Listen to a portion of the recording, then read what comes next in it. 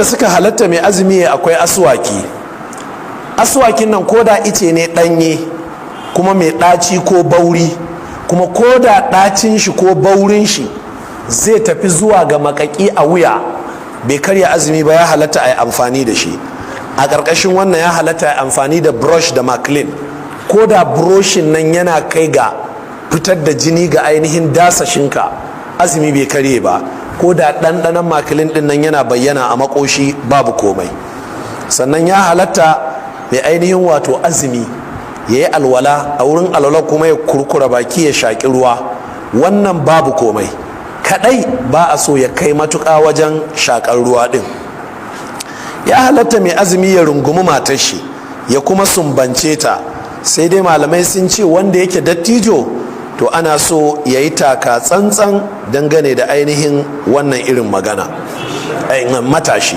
Matashi ana son ya yi taka tsantsan dangane da rungumar matar shi ko kuma ainihin sumbantarta, saboda akwai hadisi wanda ainihin wato ya zo yake ishara dangane da wannan magana din. Sannan sai allura, ya halatta a yi wa mutum allura kowace iri ce. Na in muka ce kowace iri ce, magana tana da faɗi. Akwai allura mai ɗaci wadda za a yi maka allura a ɗuwawu ko a hannu, amma sai ka ji ɗacin maganin allura ko makakin shi a wuya. Malamai suka ce ya halatta za a iya wa mutum. Idda suka yi saɓani, allurar da za ta zama ta tsaya a matsayin abinci ga mara lafiya. Na'am, idan mara lafiya ne da ke kwance ya galabaita, ai dama ba a magana azumi gare shi. Amma akwai nau'in rashin lafiyar da za a ce za a yi maka allura, sai dai ita wannan allura za ta tsaya matsayin abinci gare ka. Wasu malamai sun dubi cewa za ta tsaya matsayin abinci, sai suka ce don haka bata halatta ba. Amma da yawa malamai sun dubi, ai abincin da ke karya azumi shine wanda ya shiga ta baka ko ta makamantan wurare irin waɗannan.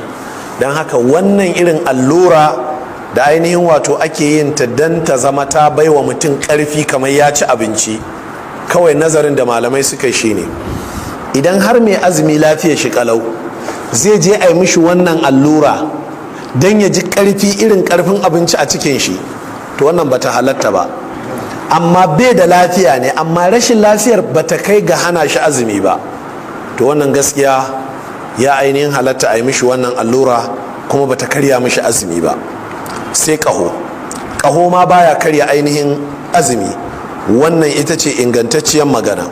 Sannan sai ɗanɗana abinci ko ɗanɗana wani abu ko sanya tozali ko kuma ɗiga maganin ciwon kunne a kunne da ɗiga maganin ciwon ido a ido, wanda ɗacinsu galibi yakan bayyana a makoshi, su ma malamai dun sun tabbatar da cewa ba sa ainihin karya azumi. Don za ka sanya tozali sai ka zo kana jin ɗacin shi a cikin wuyanka, a cikin makoshinka, ko ka ɗiga maganin kunne sai ka rinka jin ɗacin shi a wuya, ko ka ɗiga maganin ciwon ido. Duk waɗannan ga ingantacciyar magana ba sa karya ainihin azumi ko kaɗan. Sai kuma wata matsala ita ce ta matafiyi.